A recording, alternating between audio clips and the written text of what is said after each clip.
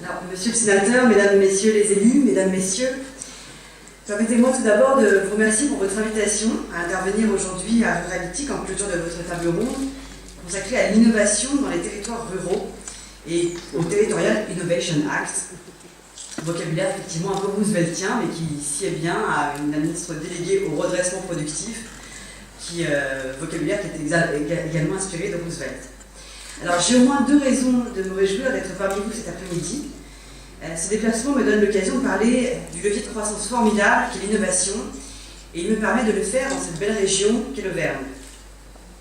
Le thème de votre table ronde constitue un enjeu de première importance. Il est essentiel en effet d'encourager l'innovation, et en particulier dans les territoires ruraux.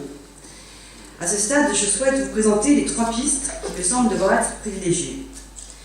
Tout d'abord, il nous faut, à mon sens, encourager la commande publique innovante, car c'est aussi l'action publique en la matière qui est à même de créer un effet de levier. Que constate-t-on aujourd'hui? D'abord, les PME sont exclues en pratique de la commande publique. Ensuite, les PME sont les entreprises les plus nombreuses dans nos territoires, et particulièrement de nos territoires les plus ruraux. Il faut nous servir de ce constat pour agir. En premier lieu, nous souhaitons nous fixer des règles afin que 2% des achats publics soient des achats d'innovation. Ça suppose de réformer la chaîne des achats publics, mais nous souhaitons le faire. Les achats publics représentent 70 milliards d'euros par an. Sanctuariser 2% de ce total, ça représenterait 1,4 milliard de commandes pour les PME innovantes de toute la France, et en particulier des territoires ruraux. En second lieu, nous allons développer des fonds d'amorçage et de capital à risque dans tous les territoires grâce à la Banque publique d'investissement. Aujourd'hui, vous le savez, les entreprises, et tout particulièrement les jeunes entreprises innovantes, manquent d'investisseurs. Les estimations montrent que nous avons, de manière structurelle, chaque année en France, un écart d'1 milliard d'euros entre les besoins et la collecte. Ce phénomène est amplifié par le fait que les fonds ne sont pas répartis sur tout le territoire. Seuls 20% des fonds d'investissement de proximité se situent en dehors de Paris, Lyon et Marseille. Tant que les territoires ruraux n'ont pas accès aux mêmes facilités financières, nous continuerons à aggraver la fracture numérique et économique. Le redressement de notre pays dans la justice, voulu par le président de la République, et qui est en quelque sorte la feuille de route du gouvernement, passera par la solidarité territoriale. C'est toute l'ambition sous-jacente à la création de la Banque publique d'investissement. Un petit mot de cette future Banque publique d'investissement, si vous me le permettez. Elle sera présente dans tous les territoires grâce à ses antennes régionales. Elle sera donc réactive et s'adaptera aux besoins de financement des territoires. Les dossiers seront traités et décidés par les acteurs locaux, qui sont par définition les meilleurs connaisseurs de leur territoire. Elle s'assurera de l'existence de fonds d'amorçage sur tout le territoire. Les territoires ruraux seront enfin couverts. Et enfin, elle pourra mobiliser toute une série de nouvelles ressources, notamment issues du livret de développement durable, dont le plafond sera doublé, pour atteindre ses objectifs. Accès facilité à la commande publique, création de la Banque publique d'investissement, mais aussi mise en réseau. Nous devons développer beaucoup plus que nous ne le faisons aujourd'hui, les logiques de cluster. Il y a un sujet de taille de nos entreprises. Les territoires ruraux contiennent souvent des PME de petite taille. Il faut donc encourager le travail collaboratif, les regroupements, qui permettent à chacun de bénéficier des compétences des autres pour développer de nouveaux produits. Mon ministère soutient par exemple une association d'entreprises en Bourgogne, regroupant des pasturgistes et des cultivateurs de lin qui développent ensemble des biomatériaux à destination du marché aéronautique. Seul, il n'aurait jamais pu attaquer ce marché. Les pôles de compétitivité que nous allons renforcer et transformer en usines à produits d'avenir vont venir renforcer encore cette nouvelle logique que l'on pourrait résumer ainsi. Se regrouper davantage pour inventer davantage de nouveaux produits et conquérir de nouveaux marchés. Cela doit permettre de développer des compétences spécifiques dans chaque territoire rural et permettre à un plus grand nombre de PME de réussir le défi de l'export. Je suis convaincue qu'il faut avoir une grande ambition pour nos territoires, leur donner les moyens de la réussite économique et du développement. C'est un enjeu d'aménagement, de décentralisation, mais c'est aussi et surtout un enjeu de compétitivité. Et sur ce point, au-delà de l'innovation et de l'accompagnement de nos PME, le numérique constitue un moyen formidable pour libérer les possibilités créatives dans les territoires ruraux. Vous le savez, l'engagement du président de la République durant la campagne présidentielle est extrêmement fort. En annonçant que le très haut débit sera disponible sur l'ensemble du territoire en 10 ans, il a tout d'abord souhaité envoyer un message à tous les territoires ruraux. Il a souhaité que le déploiement du très haut débit se fasse dans la justice et que tous nos concitoyens, où qu'ils soient en France, y aient accès. Je suis venue à Ruralitique aujourd'hui pour vous redire l'importance que le gouvernement accorde à cet engagement présidentiel extrêmement fort et ambitieux, pris devant les Français. Nous tiendrons le cap. Vous le savez, c'est à moi qu'il revient de piloter ce chantier au sein du gouvernement. Je suis déterminée à agir pour que la logique qui a prévalu jusqu'à présent soit enfin renversée. Reparlons justement de cette logique qui n'a que trop longtemps prévalu et qui aujourd'hui fait que les collectivités et leurs administrés vivent dans une profonde inégalité en matière de déploiement du très haut débit. En définissant son plan très haut débit, le précédent gouvernement a souhaité donner la plus grande latitude au secteur privé et a confié aux opérateurs la réalisation des engagements pris en matière de très haut débit sans prendre sa part de responsabilité. Ce parti pris n'a que trop duré. Je souhaite au contraire que le gouvernement prenne pleinement ses responsabilités et que l'État soit totalement impliqué dans le nouveau dispositif.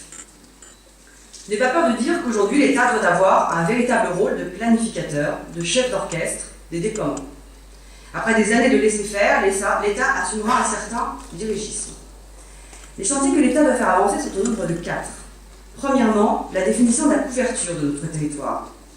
La fibre optique constituera la technologie principale, car c'est la seule technologie pérenne et de long terme envisageable. Mais les déploiements devront également s'appuyer sur d'autres technologies, compte tenu des capacités d'investissement du secteur. Pour atteindre une couverture de l'ensemble du territoire en très haut débit en 10 ans, nous devrons vraisemblablement nous appuyer sur un mix technologique, intégrant notamment des solutions hertziennes ou satellitaires. L'articulation de l'ensemble de ces différentes technologies pour atteindre l'objectif national devra donc être centralisée, avant ensuite d'être déclinée au niveau régional ou départemental. Ensuite, il faudra réfléchir à la priorisation des déploiements à FTTH, en commençant dans les zones aujourd'hui les plus mal desservies en haut débit. Le recours à des technologies de montée vers le très haut débit peut dès lors apparaître comme une solution transitoire, mais la priorité doit être le déploiement de solutions durables. Enfin, et j'y attache une attention toute particulière, compte tenu de mon portefeuille ministériel, c'est le sujet de l'accès des entreprises au très haut débit. Mon message est clair, nous devons nous mobiliser pour nos entreprises, trop souvent oubliées lorsque l'on parle de déploiement du très haut débit. C'est un enjeu de compétitivité de nos territoires. Nous avons aujourd'hui une formidable occasion de doter nos entreprises d'un atout considérable dans la compétition internationale. Deuxième sujet, le financement. Le besoin de financement public sera important et l'effort difficile dans le contexte budgétaire actuel. L'Europe et les collectivités y prendront leur part, mais l'État devra là aussi jouer pleinement son rôle. Nous ne pouvons pas différer l'effort sur un chantier aussi urgent et aussi décisif pour la France.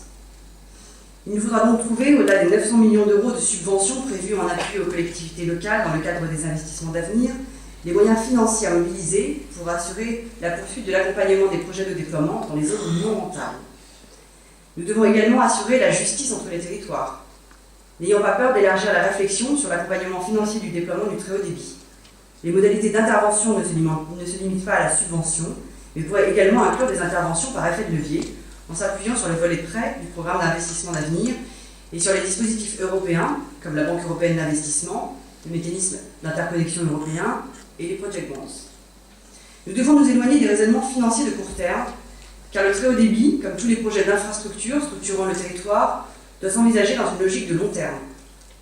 L'État devra dans tous les cas prendre toute sa part dans le financement du très haut débit, se mobiliser sur le terrain européen pour mobiliser tous les financements possibles. Troisièmement, l'accompagnement de l'État. Le programme national très haut débit a pu créer certaines tensions entre opérateurs et collectivités locales en apportant des réponses incomplètes aux deux parties en matière d'engagement et de sécurisation de leurs déploiements respectifs. L'État doit revenir dans le jeu et surtout jouer pleinement son rôle.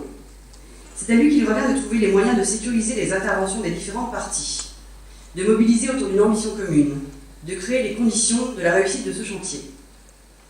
J'ai rencontré nombre d'élus locaux depuis ma prise de fonction et entendu les collectivités qui s'inquiètent de voir leurs territoires les plus rentables préemptés par les opérateurs.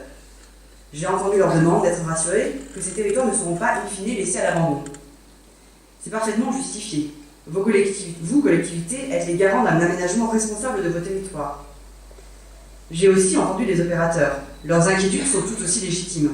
Comment répondre à l'attente des collectivités d'un engagement à utiliser les réseaux d'initiative publique sans garantie industrielle?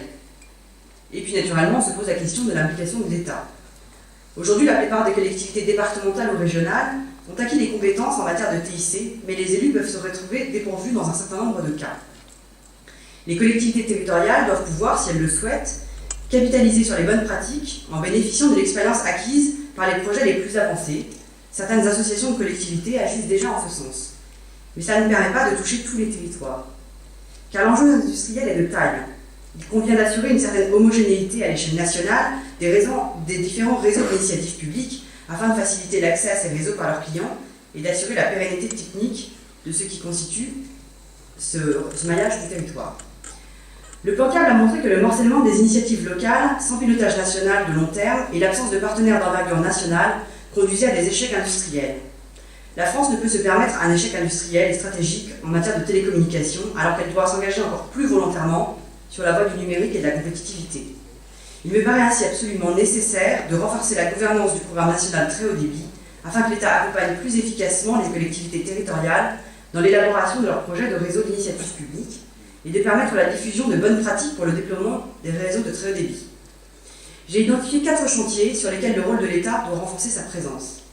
La planification des déploiements en organisant les zonages et les mix technologiques, le recueil et la diffusion des retours d'expérience des collectivités, avec des guides de bonnes pratiques, l'harmonisation des architectures technico-commerciales, l'accompagnement et la formation des chargés de mission TIC dans les préfectures, l'organisation du cofinancement des projets, en définissant et en mettant en œuvre d'une part les modalités d'intervention financière de l'État pour assurer la péréquation, et d'autre part en catalysant les projets d'investissement privé, et enfin le suivi de l'avancement de tous les projets de déploiement des réseaux et la mise en lumière des manquements des opérateurs privés par rapport à leurs engagements.